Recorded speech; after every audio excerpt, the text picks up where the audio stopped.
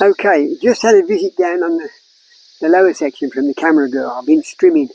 I was down here this morning, 5 o'clock, when it's a bit cooler, but it's very hot, humid, and a lot of insects. So this is the bottom section. This is the petrol-driven weed whacker that we got back yesterday because both the weed whackers broke down. And we had to take this one in for repair because I don't have the facilities to do it. So I had to buy an electric, which we use, but it can't handle this. We've done this part here with the electric because it's quiet and I can come down here 5 o'clock and not disturb people. But the battery doesn't last long, so it's taken a long time. This is the after effects of what we've done so far of cutting here, just this section here. That's this, which is the camera girl wants this to be compost, so we're going to move it from here once we clear this area. But we're up to here, the bank. This is the second level, up to the apple trees, second level. I've done the ditch down there as best I can because we need to get into that ditch to make sure the water gets away. Now, over here, down here, this is what's still got to be done, which I'm going to make a start on today.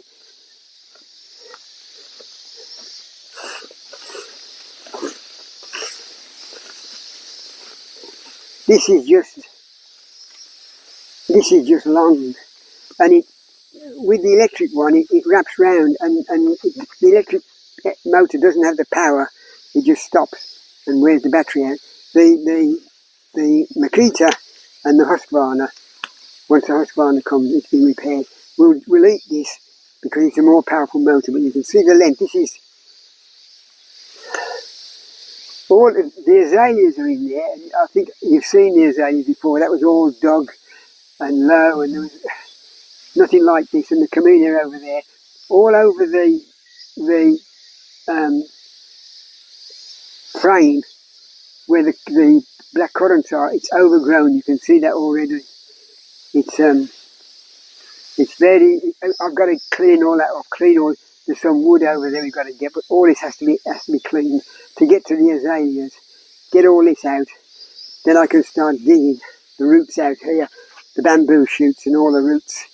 Clear another area because the raspberries have got to go somewhere over there. They're still in the pots and they're dying because the roots are contained. So this is what we got to do, but this takes me a long time because it's not only just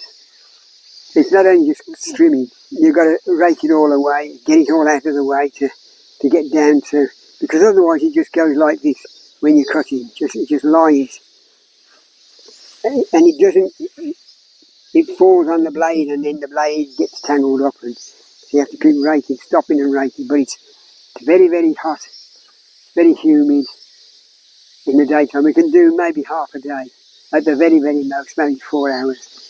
And then we have to go in, change our clothes, get showered, and then we work inside the house because it's just too hot. So, I'm going to make a start now. We thought we'd do a video of this, but this has taken me about a week and a half to do this because you can't carry on to it, and then you have to rake it all up like this.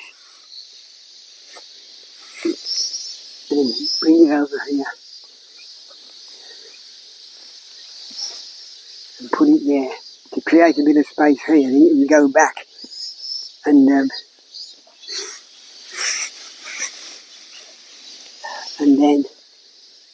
move on to the next lot. But it's hard work and use the old, not new technology, but it's very effective. You can get in amongst this lot.